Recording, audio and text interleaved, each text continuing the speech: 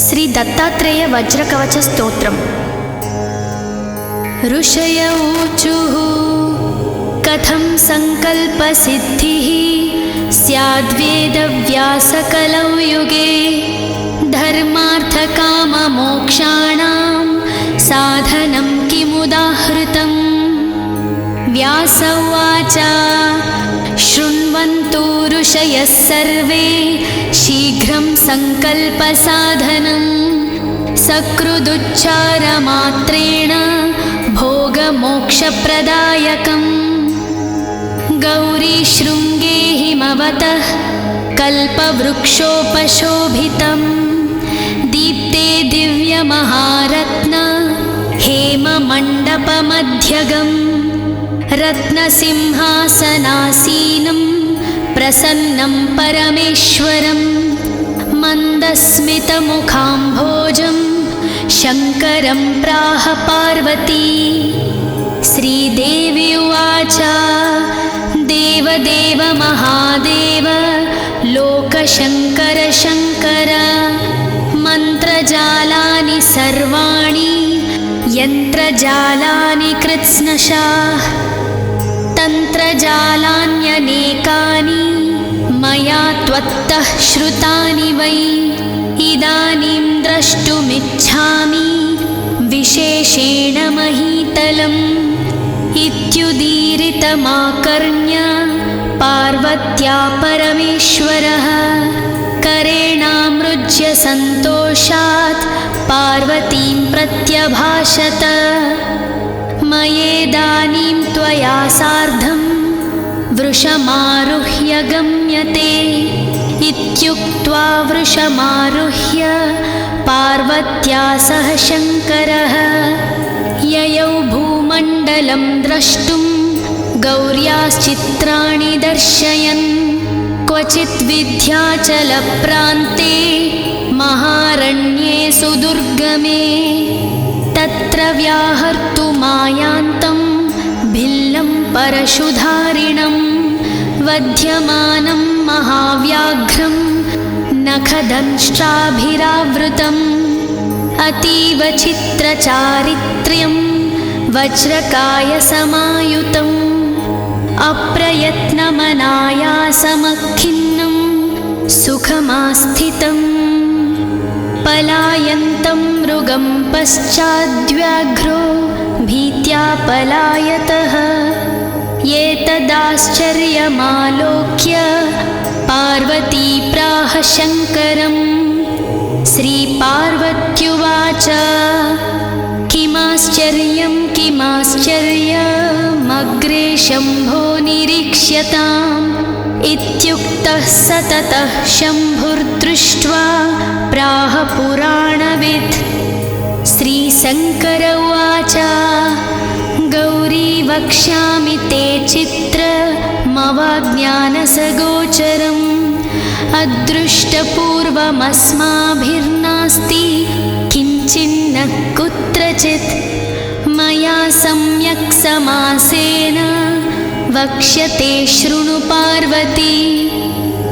अयं दूरश्रवा नाम बिल्लः परमधार्मिकाः समित्कुशः प्रसूनानि कन्धमूलफलादिकं प्रत्यहं विपिनं गत्वा समादाय प्रयासतः प्रिये पूर्वं मुनीन्द्रेभ्यः प्रयच्छति न वाञ्छति तेऽपि तस्मिन्नपि दयां कुर्वते सर्वमौनिनाः। दलादनो महायोगी वसन्नेव निजाश्रमे कदाचिदस्मरत्सिद्धं दत्तात्रेयं दिगम्बरम्। दत्तात्रेयः स्मर्तृगामी चेतिहासं परीक्षितुं तत्क्षणात् सोऽपि योगीन्द्रो दत्तात्रेयः समुत्थितः तं दृष्ट्वाश्चर्यतोषाभ्यां दलादनमहामुनिः सम्पूज्याग्रे विषीदन्तं दत्तात्रेयमुवाच तं मयोपहूतः सम्प्राप्तो दत्तात्रेयमहामुने स्मतृगामी त्वमित्येतत् किं वदन्ति परीक्षितुम् मयाद्यासं स्मृतोऽसि त्वमपराधं क्षमस्व मे दत्तात्रेयो मुनिं प्राह मम प्रकृतिरीदृशी अभ्यक्त्या वा सुभक्त्या वा यः स्मरेन्नामनन्यधीः तदानीं तमुपागम्य ददामि तदभीप्सितम् दत्तात्रेयो मुनिं प्राह दलादनमुनीश्वरम् यदिष्टं तद्वृणीष्वत्वं यत् प्राप्तोऽहं त्वया स्मृतः दत्तात्रेयं मुनिं प्राह मया किमपि नोच्यते त्वच्चिते यत् स्थितं तन्मे प्रयच्छ मुनिपुङ्गवा श्रीदत्तात्रेय उवाच ममास्ति वज्रकवचं गृहाण्येत्यवदन्मुनिन् तथेत्यङ्गीकृतवते दलादमुनये मुनिः स्ववज्रकवचं प्राह ऋषिच्छन्दः पुरःसरं न्यासं ध्यानं फलं तत्र प्रयोजनमशेषतः अस्य श्रीदत्तात्रेयवज्रकवचस्तोत्रमहामन्त्रस्य किरातरूपी महारुद्रऋषिः अनुष्ठुप्-छन्दः श्रीदत्तात्रेयो देवताद्रां बीजम् आं शक्तिः क्रौं कीलकम् ॐ आत्मने नमः ॐ द्रीं मनसे नमः ॐ आं द्रीं श्रीं सौः ॐ क्लां क्लीं क्लूं क्लैं क्लौं क्लः श्रीदत्तात्रेयप्रसादसिद्ध्यर्थे जपे विनियोगः करन्यासः ॐ द्रां अङ्गुष्ठाभ्यां नमः ॐ द्रीं तर्जनीभ्यां नमः ॐ द्रूं मध्यमाभ्यां नमः ॐ द्रैं अनामिकाभ्यां नमः ॐ द्रौं कनिष्ठिकाभ्यां नमः ॐ द्रः करतलकरपृष्ठाभ्यां नमः हृदयादिन्यासः ॐ द्रां हृदयाय नमः ॐ द्रीं शिरसे स्वाहा ॐ द्रूं शिखायै वषट् ॐ द्रैं कवचाय हुं ॐ द्रौं नेत्रत्रयाय वौषट् ॐ द्रः अस्त्राय फट् ॐ भूर्भुवः सुवरोमिति दिग्बन्धः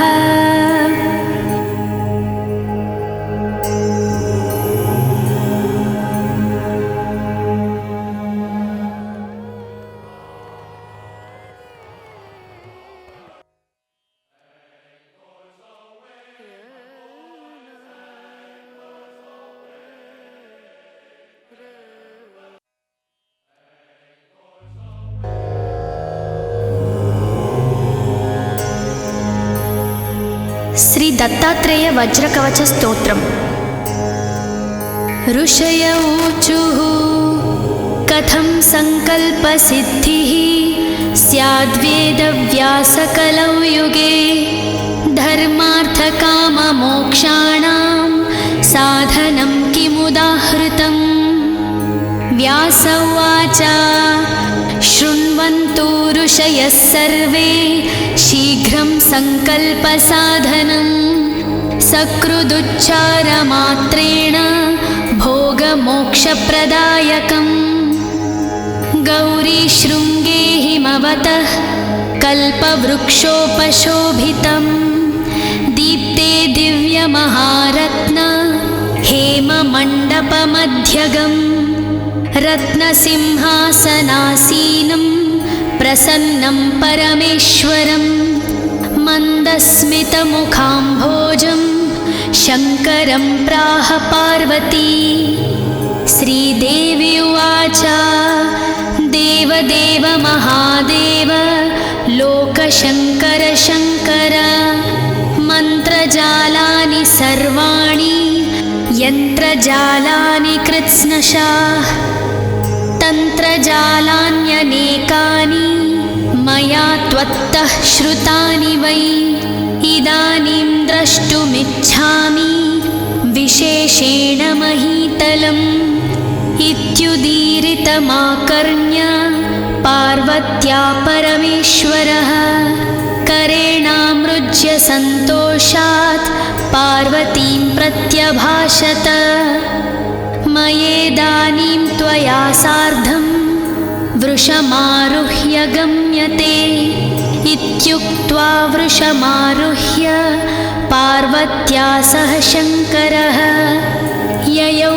भूमण्डलं द्रष्टुं गौर्याश्चित्राणि दर्शयन् क्वचित् विन्ध्याचलप्रान्ते महारण्ये सुदुर्गमे तत्र व्याहर्तुमायान्तं भिल्लं परशुधारिणं वध्यमानं महाव्याघ्रं नखदंष्ट्राभिरावृतम् अतीव चित्रचारित्र्यं वज्रकायसमायुतम् अप्रयत्नमनायासमखिन्नं सुखमास्थितम् पलायन्तं मृगं पश्चाद्व्याघ्रो भीत्या पलायतः एतदाश्चर्यमालोक्य पार्वती प्राह शङ्करम् श्रीपार्वत्युवाच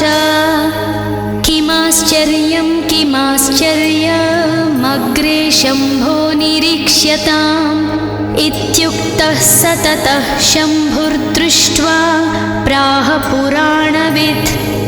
श्रीशङ्कर उवाच गौरी वक्ष्यामि ते चित्रमवाज्ञानसगोचरम् अदृष्टपूर्वमस्माभिर्नास्ति किञ्चिन्न कुत्रचित् मया सम्यक् समासेन वक्ष्यते शृणु पार्वती।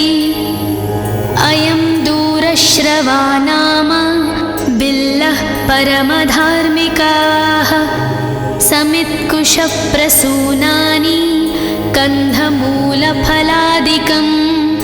प्रत्यहं विपिनं गत्वा समादाय प्रयासतः प्रिये पूर्वं मुनीन्द्रेभ्यः प्रयच्छति न वाञ्छति तेऽपि तस्मिन्नपि दयां कुर्वते सर्वमौनिनाः। दलादनो महायोगी वसन्नेव निजाश्रमे कदाचिदस्मरत्सिद्धं दत्तात्रेयं दिगम्बरम् दत्तात्रेयः स्मर्तृगामी चेतिहासं परीक्षितुं तत्क्षणात् सोऽपि योगीन्द्रो दत्तात्रेयः समुत्थितः तं दृष्ट्वाश्चर्यतोषाभ्यां दलादनमहामुनिः सम्पूज्याग्रे विषीदन्तं दत्तात्रेयमुवाच तम् मयोपहूतः सम्प्राप्तो दत्तात्रेयमहामुने स्मर्तृगामी त्वमित्येतत् किं वदन्ति परीक्षितुं मयाद्यासं स्मृतोऽसि त्वमपराधं क्षमस्व मे। दत्तात्रेयो मुनिं प्राह मम प्रकृतिरीदृशी अभ्यक्त्या वा सुभक्त्या वा यः स्मरेन्नामनन्यधीः तदानीं तमुपागम्य ददामि तदभीप्सितम्। दत्तात्रेयो मुनिं प्राह दलादनमुनीश्वरम् यदिष्टं तद्वृणीष्वत्वं यत् प्राप्तोऽहं त्वया स्मृतः। दत्तात्रेयं मुनिं प्राह मया किमपि नोच्यते त्वच्चिते यत् स्थितं तन्मे प्रयच्छ मुनिपुङ्गवा। श्रीदत्तात्रेय उवाच ममास्ति वज्रकवचं गृहाण्येत्यवदन् मुनिन् तथेत्यङ्गीकृतवते दलादमुनये मुनिः। स्ववज्रकवचं प्राह ऋषिच्छन्दः पुरःसरं न्यासं ध्यानं फलं तत्र प्रयोजनमशेषतः। अस्य श्रीदत्तात्रेयवज्रकवचस्तोत्रमहामन्त्रस्य किरातरूपी महारुद्रऋषिः अनुष्ठुप् छन्दः। श्रीदत्तात्रेयो देवताद्रां बीजम् आं शक्तिः क्रौं कीलकम् ॐ आत्मने नमः ॐ द्रीं मनसे नमः ॐ आं द्रीं श्रीं सौः ॐ क्लां क्लीं क्लूं क्लैं क्लौं क्लः। श्रीदत्तात्रेयप्रसादसिद्ध्यर्थे जपे विनियोगः। करन्यासः ॐ द्रां अङ्गुष्ठाभ्यां नमः ॐ द्रीं तर्जनीभ्यां नमः ॐ द्रूं मध्यमाभ्यां नमः ॐ द्रैं अनामिकाभ्यां नमः ॐ द्रौं कनिष्ठिकाभ्यां नमः ॐ द्रः करतलकरपृष्ठाभ्यां नमः। हृदयादिन्यासः ॐ द्रां हृदयाय नमः ॐ द्रीं शिरसे स्वाहा ॐ द्रूं शिखायै वषट् ॐ द्रैं कवचाय हुं ॐ द्रौं नेत्रत्रयाय वौषट् ॐ द्रः अस्त्राय फट् ॐ भूर्भुवः सुवरोमिति दिग्बन्धः।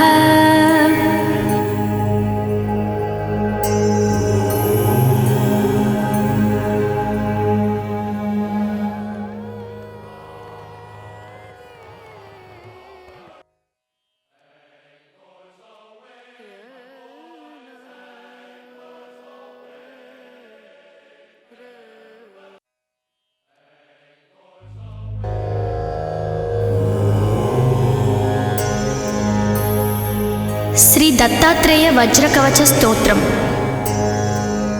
ऋषय ऊचुः कथं संकल्पसिद्धिः स्याद्वेदव्यासकलौ युगे धर्मार्थकाममोक्षाणां साधनं किमुदाहृतम्। व्यास उवाच शृण्वन्तु ऋषयः सर्वे शीघ्रं संकल्पसाधनं सकृदुच्चारमात्रेण भोगमोक्षप्रदायकम्।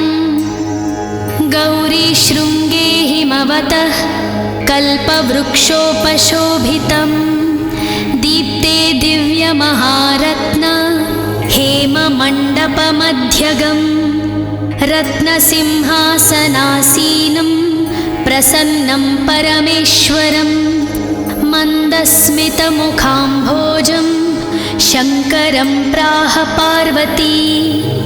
श्रीदेवी उवाच देवदेव महादेव लोकशङ्कर शङ्कर मन्त्रजालानि सर्वाणि यन्त्रजालानि कृत्स्नशाः तन्त्रजालान्यनेकानि मया त्वत्तः श्रुतानि वै इदानीं द्रष्टुमिच्छामि विशेषेण महीतलम् इत्युदीरितमाकर्ण्य पार्वत्या परमेश्वरः करेणामृज्य सन्तोषात् पार्वतीं प्रत्यभाषत मयेदानीं त्वया सार्धं वृषमारुह्य गम्यते इत्युक्त्वा वृषमारुह्य पार्वत्या सह शङ्करः ययौ भूमण्डलं द्रष्टुं गौर्याश्चित्राणि दर्शयन् क्वचित् विन्ध्याचलप्रान्ते महारण्ये सुदुर्गमे तत्र व्याहर्तुमायान्तं भिल्लं परशुधारिणं वध्यमानं महाव्याघ्रं नखदंष्ट्राभिरावृतम् अतीव चित्रचारित्र्यं वज्रकायसमायुतम् अप्रयत्नमनायासमखिन्नं सुखमास्थितम् पलायन्तं मृगं पश्चाद्व्याघ्रो भीत्या पलायतः एतदाश्चर्यमालोक्य पार्वती प्राह शङ्करम् श्रीपार्वत्युवाच किमाश्चर्यमग्रे शम्भो निरीक्ष्यताम् इत्युक्तः सततः शम्भुर्दृष्ट्वा प्राह पुराणवित् श्रीशङ्कर उवाच गौरी वक्ष्यामि ते चित्रमवाज्ञानसगोचरम् अदृष्टपूर्वमस्माभिर्नास्ति किञ्चिन्न कुत्रचित् मया सम्यक् समासेन वक्ष्यते शृणु पार्वती अयं दूरश्रवा नाम बिल्लः परमधार्मिकाः समित्कुशप्रसूनानि कन्धमूलफलादिकं प्रत्यहं विपिनं गत्वा समादाय प्रयासतः प्रिये पूर्वं मुनीन्द्रेभ्यः प्रयच्छति न वाञ्छति तेऽपि तस्मिन्नपि दयां कुर्वते सर्वमौनिनाः दलादनो महायोगी वसन्नेव निजाश्रमे कदाचिदस्मरत्सिद्धं दत्तात्रेयं दिगम्बरम् दत्तात्रेयः स्मर्तृगामी चेतिहासं परीक्षितुं तत्क्षणात् सोऽपि योगीन्द्रो दत्तात्रेयः समुत्थितः तं दृष्ट्वाश्चर्यतोषाभ्यां दलादनमहामुनिः सम्पूज्याग्रे विषीदन्तं दत्तात्रेयमुवाच तम् मयोपहूतः सम्प्राप्तो दत्तात्रेयमहामुने स्मर्तृगामी त्वमित्येतत् किं वदन्ति परीक्षितुं मयाद्यासं स्मृतोऽसि त्वमपराधं क्षमस्व मे दत्तात्रेयो मुनिं प्राह मम प्रकृतिरीदृशी अभ्यक्त्या वा सुभक्त्या वा यः स्मरेन्नामनन्यधीः तदानीं तमुपागम्य ददामि तदभीप्सितं दत्तात्रेयो मुनिं प्राह दलादनमुनीश्वरं यदिष्टं तद्वृणीष्वत्वं यत् प्राप्तोऽहं त्वया स्मृतः दत्तात्रेयं मुनिं प्राह मया किमपि नोच्यते त्वच्चिते यत् स्थितं तन्मे प्रयच्छ मुनिपुङ्गवा श्रीदत्तात्रेय उवाच ममास्ति वज्रकवचं गृहाण्येत्यवदन्मुनिं तथेत्यङ्गीकृतवते दलादमुनये मुनिः स्ववज्रकवचं प्राह ऋषिच्छन्दः पुरःसरं न्यासं ध्यानं फलं तत्र प्रयोजनमशेषतः अस्य श्रीदत्तात्रेयवज्रकवचस्तोत्रमहामन्त्रस्य किरातरूपी महारुद्रऋषिः अनुष्ठुप् छन्दः श्रीदत्तात्रेयो देवता भद्रां बीजम् आं शक्तिः क्रौं कीलकम् ॐ आत्मने नमः ॐ द्रीं मनसे नमः ॐ आं द्रीं श्रीं सौः ॐ क्लां क्लीं क्लूं क्लैं क्लौं क्लः श्रीदत्तात्रेयप्रसादसिद्ध्यर्थे जपे विनियोगः करन्यासः ॐ द्रां अङ्गुष्ठाभ्यां नमः ॐ द्रीं तर्जनीभ्यां नमः ॐ द्रूं मध्यमाभ्यां नमः ॐ द्रैं अनामिकाभ्यां नमः ॐ द्रौं कनिष्ठिकाभ्यां नमः ॐ द्रः करतलकरपृष्ठाभ्यां नमः हृदयादिन्यासः ॐ द्रां हृदयाय नमः ॐ द्रीं शिरसे स्वाहा ॐ द्रूं शिखायै वषट् ॐ द्रैं कवचाय हुं ॐ द्रौं नेत्रत्रयाय वौषट् ॐ द्रः अस्त्राय फट् ॐ भूर्भुवः सुवरोमिति दिग्बन्धः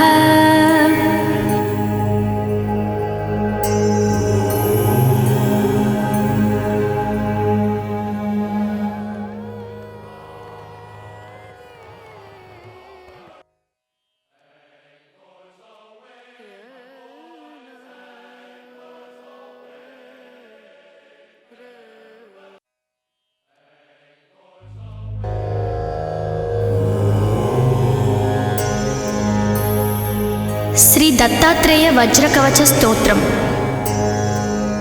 ऋषय ऊचुः कथं सङ्कल्पसिद्धिः स्याद्वेदव्यासकलौ युगे धर्मार्थकाममोक्षाणां साधनं किमुदाहृतम्। व्यास उवाच शृण्वन्तु ऋषयः सर्वे शीघ्रं सङ्कल्पसाधनं सकृदुच्चारमात्रेण भोगमोक्षप्रदायकम्। गौरीशृङ्गे हिमवतः कल्पवृक्षोपशोभितं दीप्ते दिव्यमहारत्न हेममण्डपमध्यगम् रत्नसिंहासनासीनं प्रसन्नं परमेश्वरं मन्दस्मितमुखाम्भोजं शङ्करं प्राह पार्वती। श्रीदेवी उवाच देवदेव महादेव लोकशङ्कर शङ्कर मन्त्रजालानि सर्वाणि यन्त्रजालानि कृत्स्नशाः तन्त्रजालान्यनेकानि मया त्वत्तः श्रुतानि वै इदानीं द्रष्टुमिच्छामि विशेषेण महीतलम् इत्युदीरितमाकर्ण्य पार्वत्या परमेश्वरः करेणामृज्य सन्तोषात् पार्वतीं प्रत्यभाषत मयेदानीं त्वया सार्धं वृषमारुह्य गम्यते इत्युक्त्वा वृषमारुह्य पार्वत्या सह शङ्करः ययौ भूमण्डलं द्रष्टुं गौर्याश्चित्राणि दर्शयन् क्वचित् विन्ध्याचलप्रान्ते महारण्ये सुदुर्गमे तत्र व्याहर्तुमायान्तं भिल्लं परशुधारिणं वध्यमानं महाव्याघ्रं नखदंष्ट्राभिरावृतम् अतीव चित्रचारित्र्यं वज्रकायसमायुतम् अप्रयत्नमनायासमखिन्नं सुखमास्थितम् पलायन्तं मृगं पश्चाद्व्याघ्रो भीत्या पलायतः एतदाश्चर्यमालोक्य पार्वती प्राह शङ्करम्। श्रीपार्वत्युवाच किमाश्चर्यं किमाश्चर्यमग्रे शम्भो निरीक्ष्यताम्। इत्युक्तः स ततः शम्भुर्दृष्ट्वा प्राह पुराणवित्। श्रीशङ्कर उवाच गौरी वक्ष्यामि ते चित्रमवाज्ञानसगोचरम्। अदृष्टपूर्वमस्माभिर्नास्ति किञ्चिन्न कुत्रचित्। मया सम्यक् समासेन वक्ष्यते शृणु पार्वती। अयं दूरश्रवा नाम बिल्लः परमधार्मिकाः। समित्कुशप्रसूनानि कन्धमूलफलादिकं। प्रत्यहं विपिनं गत्वा समादाय प्रयासतः। प्रिये पूर्वं मुनीन्द्रेभ्यः प्रयच्छति न वाञ्छति। तेऽपि तस्मिन्नपि दयां कुर्वते सर्वमौनिनाः। दलादनो महायोगी वसन्नेव निजाश्रमे। कदाचिदस्मरत्सिद्धं दत्तात्रेयं दिगम्बरम्। दत्तात्रेयः स्मर्तृगामी चेतिहासं परीक्षितुं। तत्क्षणात् सोऽपि योगीन्द्रो दत्तात्रेयः समुत्थितः। तं दृष्ट्वाश्चर्यतोषाभ्यां दलादनमहामुनिः सम्पूज्याग्रे विषीदन्तं दत्तात्रेयमुवाच तम्। मयोपहूतः सम्प्राप्तो दत्तात्रेयमहामुने। स्मर्तृगामी त्वमित्येतत् किं वदन्ति परीक्षितुम्। मयाद्यासं स्मृतोऽसि त्वमपराधं क्षमस्व मे। दत्तात्रेयो मुनिं प्राह मम प्रकृतिरीदृशी। अभ्यक्त्या वा सुभक्त्या वा यः स्मरेन्नामनन्यधीः। तदानीं तमुपागम्य ददामि तदभीप्सितम्। दत्तात्रेयो मुनिं प्राह दलादनमुनीश्वरम्। यदिष्टं तद्वृणीष्वत्वं यत् प्राप्तोऽहं त्वया स्मृतः। दत्तात्रेयं मुनिं प्राह मया किमपि नोच्यते। त्वच्चिते यत् स्थितं तन्मे प्रयच्छ मुनिपुङ्गवा। श्रीदत्तात्रेय उवाच ममास्ति वज्रकवचं गृहाण्येत्यवदन्मुनिम्। तथेत्यङ्गीकृतवते दलादमुनये मुनिः। स्ववज्रकवचं प्राह ऋषिच्छन्दः पुरःसरम्। न्यासं ध्यानं फलं तत्र प्रयोजनमशेषतः। अस्य श्रीदत्तात्रेयवज्रकवचस्तोत्रमहामन्त्रस्य किरातरूपी महारुद्रऋषिः अनुष्ठुप् छन्दः। श्रीदत्तात्रेयो देवताद्रां बीजम् आं शक्तिः क्रौं कीलकम्। ॐ आत्मने नमः। ॐ द्रीं मनसे नमः। ॐ आं द्रीं श्रीं सौः।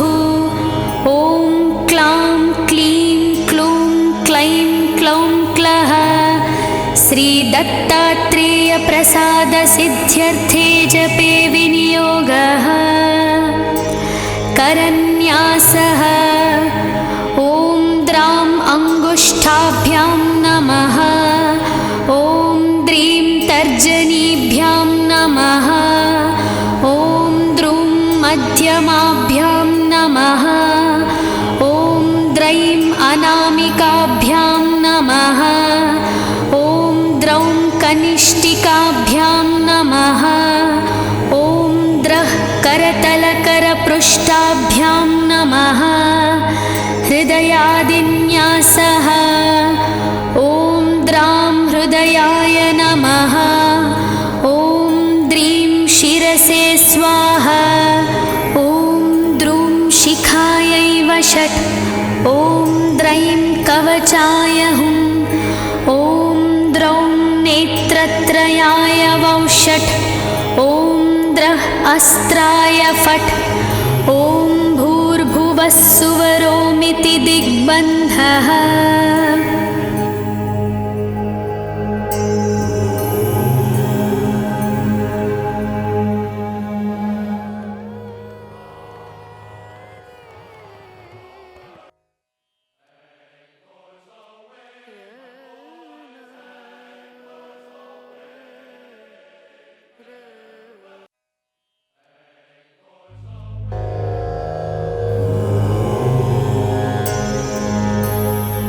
श्री दत्तात्रेय वज्रकवच स्तोत्रम्।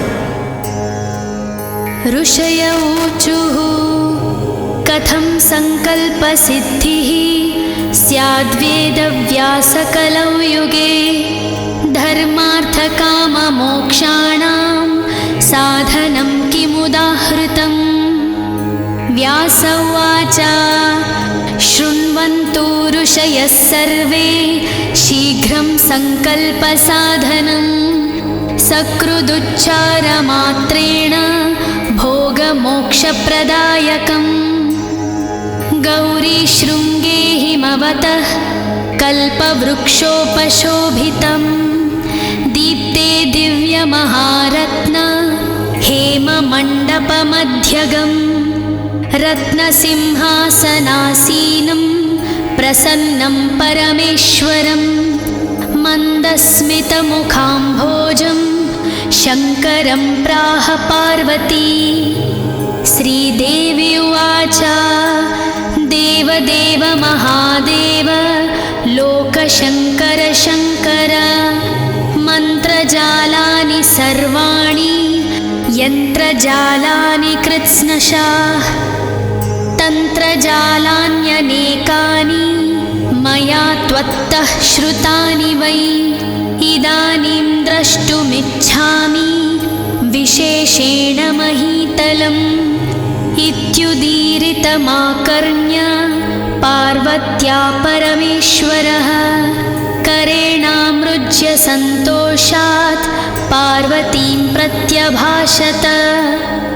मयेदानीं त्वया सार्धं वृषमारुह्य गम्यते इत्युक्त्वा वृषमारुह्य पार्वत्या सह शङ्करः ययौ भूमण्डलं द्रष्टुं गौर्याश्चित्राणि दर्शयन् क्वचित् विन्ध्याचलप्रान्ते महारण्ये सुदुर्गमे तत्र व्याहर्तुमायान्तं भिल्लं परशुधारिणं वध्यमानं महाव्याघ्रं नखदंष्ट्राभिरावृतम् अतीव चित्रचारित्र्यं वज्रकायसमायुतम् अप्रयत्नमनायासमखिन्नं सुखमास्थितम् पलायन्तं मृगं पश्चाद्व्याघ्रो भीत्या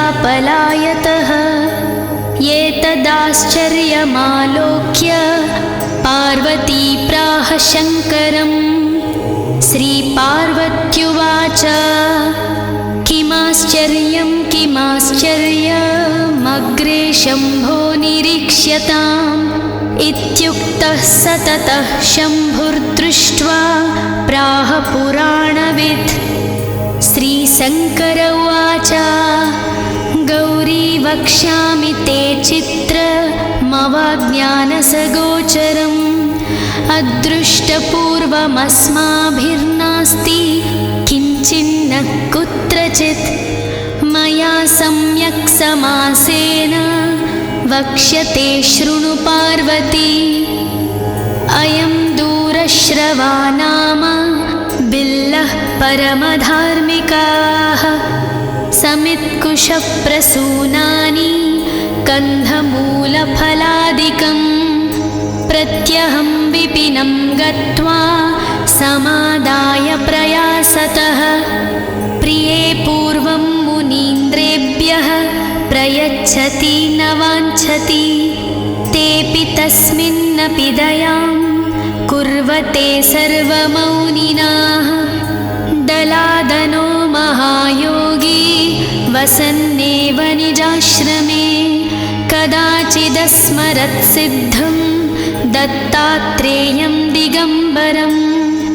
दत्तात्रेयः स्मर्तृगामी चेतिहासं परीक्षितुं तत्क्षणात् सोऽपि योगीन्द्रो दत्तात्रेयः समुत्थितः। तं दृष्ट्वाश्चर्यतोषाभ्यां दलादनमहामुनिः सम्पूज्याग्रे विषीदन्तं दत्तात्रेयमुवाच तम्। मयोपहूतः सम्प्राप्तो दत्तात्रेयमहामुने स्मर्तृगामी त्वमित्येतत् किं वदन्ति परीक्षितुम्। मयाद्यासं स्मृतोऽसि त्वमपराधं क्षमस्व मे। दत्तात्रेयो मुनिं प्राह मम प्रकृतिरीदृशी अभ्यक्त्या वा सुभक्त्या वा यः स्मरेन्नामनन्यधीः तदानीं तमुपागम्य ददामि तदभीप्सितम्। दत्तात्रेयो मुनिं प्राह दलादनमुनीश्वरम् यदिष्टं तद्वृणीष्वत्वं यत् प्राप्तोऽहं त्वया स्मृतः। दत्तात्रेयं मुनिं प्राह मया किमपि नोच्यते त्वच्चिते यत् स्थितं तन्मे प्रयच्छ मुनिपुङ्गवा।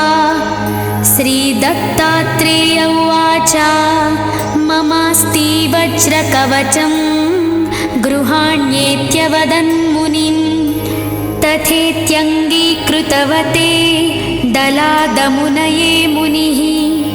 स्ववज्रकवचं प्राह ऋषिच्छन्दः पुरःसरं न्यासं ध्यानं फलं तत्र प्रयोजनमशेषतः। अस्य श्रीदत्तात्रेयवज्रकवचस्तोत्रमहामन्त्रस्य किरातरूपी महारुद्रऋषिः अनुष्ठुप् श्रीदत्तात्रेयो देवताद्रां बीजम् आं शक्तिः क्रौं कीलकम् ॐ आत्मने नमः। ॐ द्रीं मनसे नमः। ॐ आं द्रीं श्रीं सौः। ॐ क्लां क्लीं क्लूं क्लैं क्लौं क्लः। श्रीदत्तात्रेयप्रसादसिद्ध्यर्थे जपे विनियोगः। करन्यासः ॐ द्रां अङ्गुष्ठाभ्यां नमः। ॐ द्रीं तर्जनीभ्यां नमः। ॐ द्रूं मध्यमाभ्यां नमः। ॐ द्रैं अनामिकाभ्यां नमः। ॐ द्रौं कनिष्ठिकाभ्यां नमः। ॐ द्रः करतलकरपृष्ठाभ्यां नमः। हृदयादिन्यासः ॐ द्रां हृदयाय नमः। ॐ द्रीं शिरसे स्वाहा। ॐ द्रूं शिखायै वषट्। ॐ द्रैं कवचाय हुम्। ॐ द्रौं नेत्रत्रयाय वौषट्। ॐ द्रः अस्त्राय फट्। ॐ भूर्भुवः सुवरोमिति दिग्बन्धः।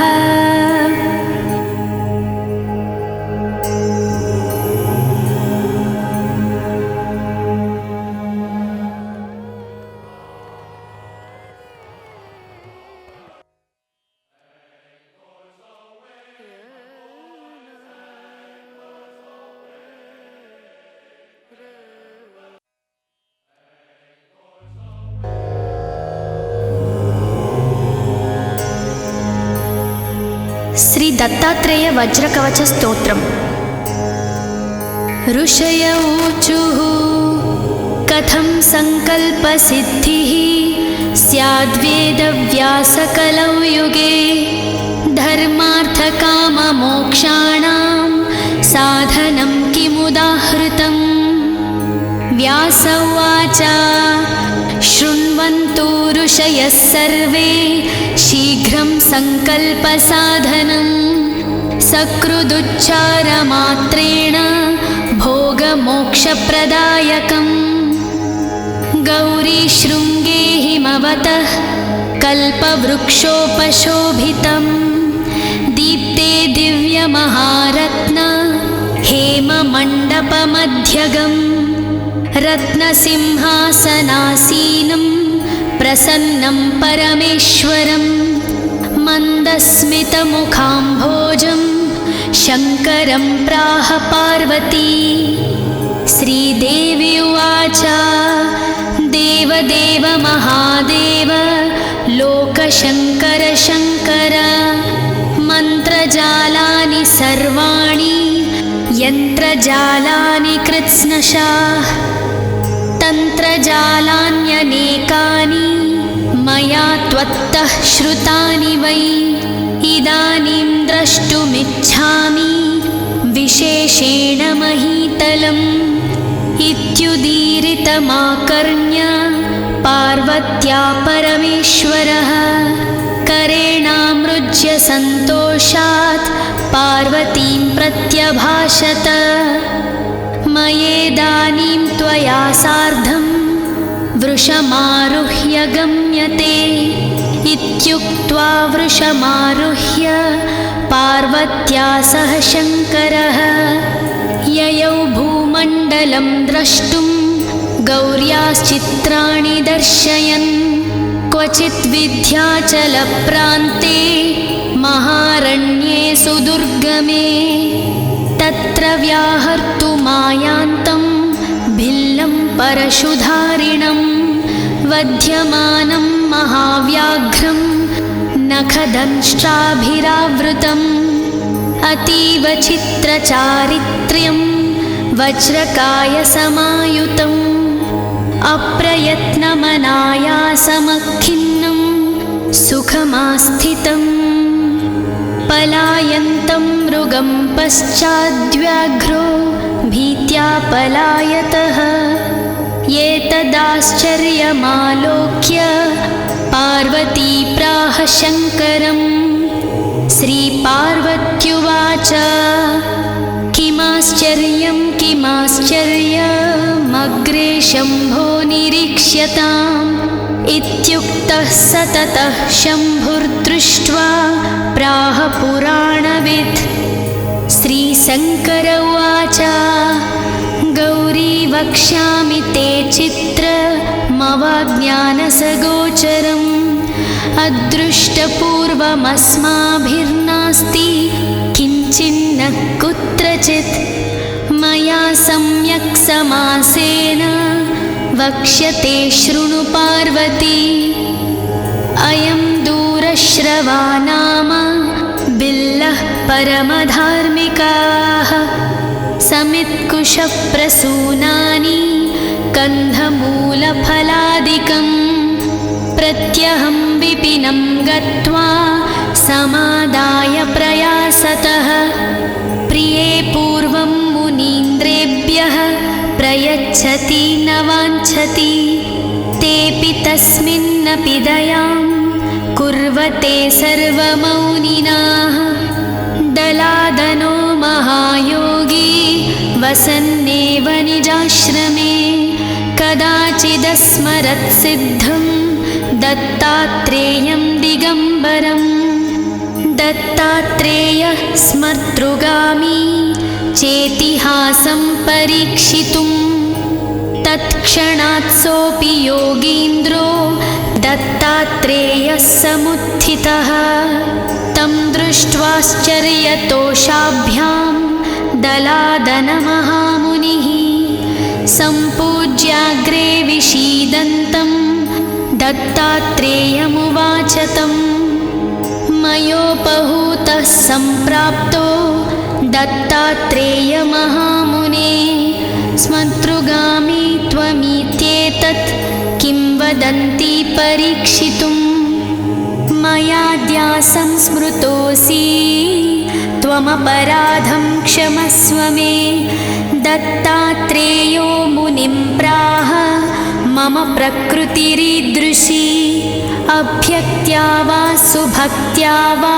यः स्मरेन्नामनन्यधीः तदानीं तमुपागम्य ददामि तदभीप्सितम् दत्तात्रेयो मुनिं प्राह दलादनमुनीश्वरम् यदिष्टं तद्वृणीष्वत्वं यत् प्राप्तोऽहं त्वया स्मृतः दत्तात्रेयं मुनिं प्राह मया किमपि नोच्यते त्वच्चिते यत् स्थितं तन्मे प्रयच्छ मुनिपुङ्गवा श्रीदत्तात्रेय उवाच ममास्ति वज्रकवचं गृहाण्येत्यवदन्मुनिन् तथेत्यङ्गीकृतवते दलादमुनये मुनिः स्ववज्रकवचं प्राह ऋषिच्छन्दः पुरःसरं न्यासं ध्यानं फलं तत्र प्रयोजनमशेषतः अस्य श्रीदत्तात्रेयवज्रकवचस्तोत्रमहामन्त्रस्य किरातरूपी महारुद्रऋषिः अनुष्ठुप्-छन्दः श्रीदत्तात्रेयो देवताद्रां बीजम् आं शक्तिः क्रौं कीलकम् ॐ आत्मने नमः ॐ द्रीं मनसे नमः ॐ आं द्रीं श्रीं सौः ॐ क्लां क्लीं क्लूं क्लैं क्लौं क्लः श्रीदत्तात्रेयप्रसादसिद्ध्यर्थे जपे विनियोगः करन्यासः ॐ द्रां अङ्गुष्ठाभ्यां नमः ॐ द्रीं तर्जनीभ्यां नमः ॐ द्रूं मध्यमाभ्यां नमः ॐ द्रैं अनामिकाभ्यां नमः ॐ द्रौं कनिष्ठिकाभ्यां नमः ॐ द्रः करतलकरपृष्ठाभ्यां नमः हृदयादिन्यासः ॐ द्रां हृदयाय नमः ॐ द्रीं शिरसे स्वाहा ॐ द्रूं शिखायै वषट् ॐ द्रैं कवचाय हुं ॐ द्रौं नेत्रत्रयाय वौषट् ॐ द्रः अस्त्राय फट् ॐ भूर्भुवः सुवरोमिति दिग्बन्धः